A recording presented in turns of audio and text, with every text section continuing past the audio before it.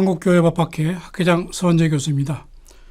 Q&A를 푸는 종교인 소득과세 네 번째 강의, 종교인 소득과 관련된 종교단체가 무엇인지에 대해서 오늘 Q&A를 중심으로 보겠습니다. 질문 한번 제가 읽어보겠습니다. 종교인 소득과세에 적용이 되는 종교단체는 무엇을 말합니까? 제가 아까 지난번 강의에서 종교인 소득은 종교인이 그 소속된 종교단체로부터 종교 활동과 관련해서 받는 소득이라고 했기 때문에 이제 종교인 소득과세의 대상이 되는 이 소득을 파악하기 위해서는 종교단체가 무엇인지를 알아야 됩니다. 우리 법에서는 이렇게 종교단체를 정의하고 있습니다. 종교의 보급, 기타, 교화를 목적으로 설립된 단체. 가장 대표적으로 떠오르는 게 우리 이제 개신교에서는 지교회가 되겠죠. 사랑의 교회, 명성교회 이런 이제 개별 교회가 되겠고요. 그 다음에 이제 그 교회가 소속되어 있는 노회 또는 총회도 마찬가지로 종교의 보급과 교화를 목적으로 하기 때문에 단체로 봅니다. 근데 되게 노회의 경우에는 이제 노회가 특별히 그 직원이나 이걸 두고 있지 않기 때문에 특히 총회는 총회 단위로 거기에 상근을 하는 목사님도 계시고 또 직원들도 계시고 해서 이 총회도 마찬가지로 선교단체가 되겠고요. 또 더 나아가서는 교회 연합기관, 한기총, 한기연, 한교총 이런 한장총 이런 것들도 다 여기 종교단체가 되겠습니다. 그래서 거기에 종사하는 종교인들도 마찬가지로 종교인 소득세를 내게 됩니다. 또 ESF라든가 또는 여러 선교단체들이 있죠. 이런 선교단체들은 되게 이제 초교파적으로 이렇게 활동을 하게 되는데 이런 선교단체도 마찬가지로 종교의 보급을 목적으로 하는 단체이기 때문에 포함되고요. 그 다음에 기도원도 이게 사단으로서의 조직을 갖추고 있으면 다시 말하면 거기 대표자가 있고 단체로서의 조직을 갖추고 있으면 종교단체에 포함이 되게 됩니다. 다만 이제 예를 들어서 목사님들이 종교단체가 아닌 학교, 총신대학 또는 무슨 숭실대학 물론 그 대학이 이 기독교 계통의 이렇게 학교이긴 하지만 기본적으로 이건 종교를 목적으로 하는 게 아니라 교육을 목적으로 하는 단체이기 때문에 거기에 목사님들이 교수로 재직한다.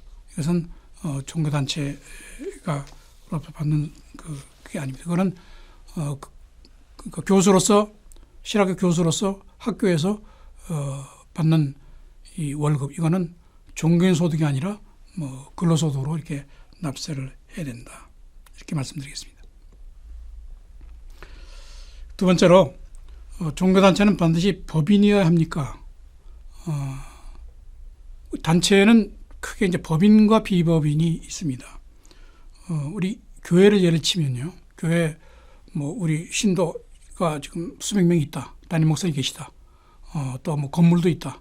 재산도 많죠. 그래도 교회는 대부분 법인으로 하지 않습니다. 왜냐하면 법인 등기를 해놓으면 여러 가지로 서류 내라 까다롭기 때문에 법인 등기를 하지 않아도 아무런 불편이 없습니다.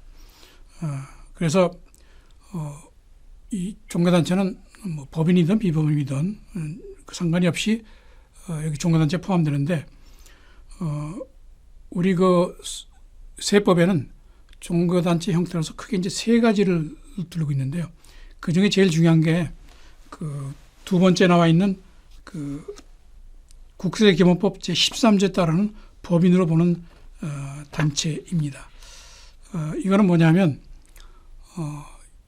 법인으로 보는 단체라는 건 법인이 아니지만 법인으로 본다. 그래서 이거는 나중에 제가 다시 설명드리겠지만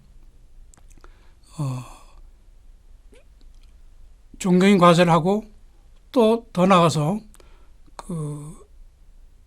헌금에 대해서 기부 영수증을 떼어주려면 교회가 반드시 세법상 단체로 등록이 돼야 되고 그 등록은 보통 고유번호증을 받는 것으로 이렇게 되어 있습니다. 그래서 고유번호증을 부여받은 단체가는 여기서 말하는 종교단체다. 이렇게 말씀하시면 되겠습니다. 그러면 이제 고유번호가 무엇이며 종교단체는 반드시 세무서로부터 고유번호를 받아야 합니까?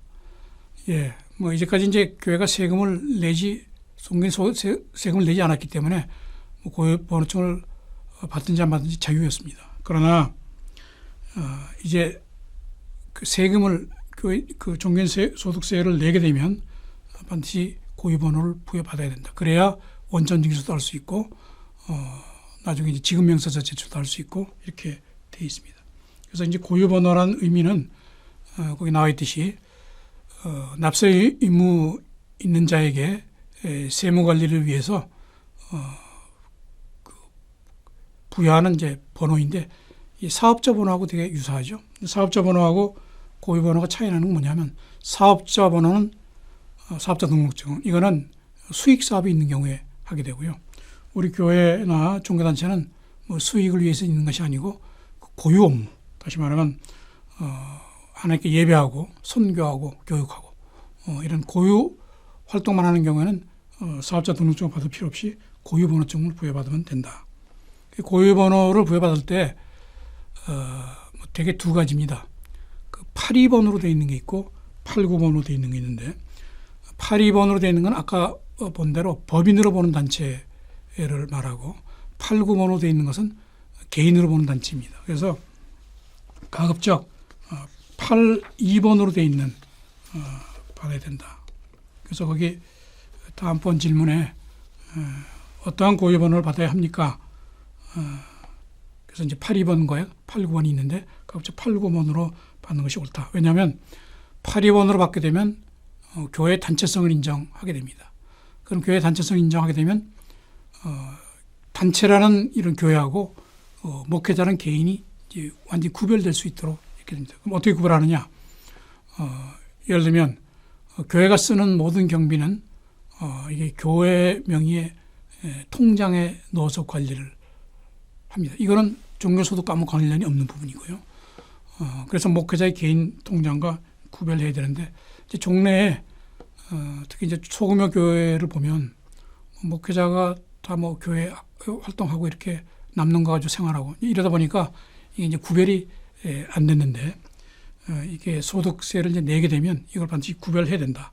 그러기 위해서는 좀 귀찮더라도 이 82번으로 되어 있는 고유번호증을 받으시면은 이제 우선 교회명의 은행 통장이 개설이 가능하고요. 용이합니다. 그 다음에 그 통장에 들어있는 그 금액을 인출에 쓸 때 이 법인카드, 특히 체크카드를 발급받을 수 있습니다. 그리고 교회명의 통장 법인카드로 이 종교활동비를 관리할 때에는 이거는 이제 공금이니까 목사님의 개인 소득이 아니기 때문에 이 경우에는 뭐 세무서에 종교활동비 얼마다 신고할 필요 없습니다. 자기 소득만 신고하면 됩니다. 그리고 그 부분에 대해서는 세무조사도 면제가 된다. 그래서 어떤 이번 그 종교인 과세를 계기로 해서 아무리 조그만 교회도 목사님의 개인 그 소득 부분하고 그 다음에 그 교회 공적 재정을 이제 구분해야 이게 교회가 세무당국에 대해서 떳떳할 수 있다. 이거를 유념해 두시면 고맙겠습니다. 자, 그다음에 뭐 이런 질문 많이 해요. 우리 교회는 조그만 교회인데 뭐 불과 뭐 10여 명 뭐 가족끼리 모여 있는 교회인데 우리가 종교단체가 될 수 있습니까? 이 교인 수와 전혀 상관이 없습니다. 뭐 규모가 작은 가정교회, 미자립교회 또는 특정 교단에 이게 가입된 여부하고 상관이 없이 다만 이제 목사님이 계시고 담임 목사 또 교인들이 뭐 비록 적지만 교인들이 모여가지고 또 여러 그 교회 이런 그 뭐 사항들을 교인 총을 통해서 이렇게 결정하고 또 더 좋기는 이런 조직과 이걸 정하는 정관을 반드시 구비를 해야 됩니다. 이제까지 정관 없이 다 지내왔지만 앞으로 종교인 소득과세를 대비해서 정관을 아무리 좋은 교회도 만드시는 게 바람직합니다.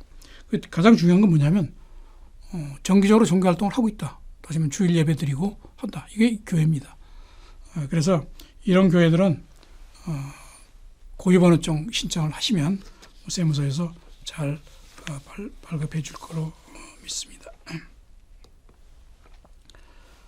아까 잠깐 말씀드렸다시피 지교회가 아니고 교단 총회나 또는 교회 연합기관들이 많이 있죠.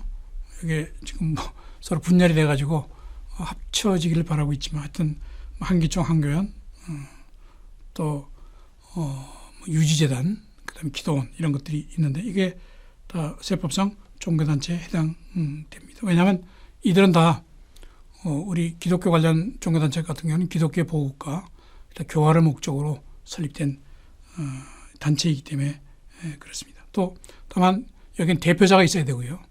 그다음에 회원들이 있어야 되고 그다음에 단체로서의 그 조직 정관을 구비하고 또 아까 말씀드린 대로 고유번호증을 부여받으면 됩니다. 그런데 이런 질문은 가끔 하세요. 교회가 지금 운영하는 유치원, 요즘 또 교회들이 큰 교회들은 학교도 설립을 하고 또 병원 같은 건 이제 설립을 해서 또는 뭐 사회복지시설 해서 이제 하면서 선교 목적을 달성하기 위해서 합니다. 근데 물론 그 학교는 그 기독교 정신을 바탕으로 해서 교육한다 이런 게 들어있긴 하지만 그러나 학교는 어디까지나 교육기관이기 때문에 또 병원도 물론 예수님이 그 많은 병자를 치료했기 때문에 병자 치유가 사실은 목회활동 중에 하나이다. 그래서 이제 병을 많이 하는데 그러나 병원은 1차적으로는 환자들을 고치는 데 그 목적이 있기 때문에요. 그래서 이런 뭐 유치원이나 학교 병원은 이거는 종교단체로 보지를 않습니다. 왜냐하면 이런 그 단체들은 다 교육법이나 의료법 뭐 이런 것들을 의해서 설립되어 있기 때문에 여기에 이제 종사하시는 분들은 비록 그분이 뭐 전도사나 또는 목사의 자격을 갖고 있다고 하더라도 그 단체로부터 받는 이런 사례비는 이거는 종교소득에 해당되지 않고 뭐 필요에 따라서는 근로소득을 신고를 하시던가 그렇게 하게 됩니다. 마지막으로 그 종교단체라고 하는 것이 당의 종교인이 소속한 단체만을 가리킵니까? 네, 그렇습니다. 예를 들면 지교에서는 이제 청빙을 받아 심호하는 담임 목사님, 부목사님, 전도사들, 또 뭐 원로 목사, 뭐 이런 분들이 있고요. 근데 이제 다른 교회에서 뭐 임시로 와서 이렇게 임시 목사라든가, 그 다음에 부흥회 초빙을 받았다. 그래서 그분들에게 드리는 사례비, 이거는 그분이 그 교회에 소속되어 있는 분이 아니기 때문에 이거는 종교인 소득에 해당되지 않고 기타 소득이 됩니다.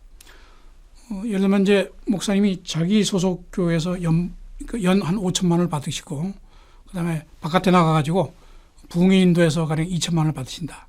이렇게 되면 5천만 원은 종교인 소득으로 신고를 하셔야 되고 2천만 원은 뭐냐면 자기 소속 종교단체 받은 것이 아니기 때문에 이거는 기타 소득이 됩니다. 그래서 기타 소득의 경우는 그 강연료를 지급하는 교회에서 그 강연료를 지급하기 전에 기타 소득으로서 원천 징수를 해서 그 교회에서 직접 그 세무서에다 신고를 합니다. 그러면 이 목사님은 5천만 원에 대해서만 그 소득 신고를 하고 2천만 원은 그 초명한 교회에서 하기 때문에 따로 신고를 할 필요 없습니다. 다만 이제 한 가지 이렇게 자기 소속교회에서 5천만 원과 외부에서 2천만 원이 있다 하게 되면 이분은 나중에 그러니까 내년에 그 1년 지난해 5월 달에 종합소득세 신고를 하게 되는데요. 이 종합소득세 신고를 반드시 해야 됩니다. 해서 7천만 원에 대해서 합산해서 이렇게 하게 되면 뭐 필요에 따라서는 세금을 더 내든가 또는 환급을 받든가 이렇게 되게 됩니다. 그래서 반드시 자기 소속된 종교단체에서만 받는 소득이기 때문에 그 소속을 이제 증명하기 위해서는 뭐 청빙개혁이라든가 또는 뭐 이런 재직증명서 이런 것들이 좀 필요하겠습니다. 예, 네 번째 강의 이걸로 마치겠습니다. 감사합니다.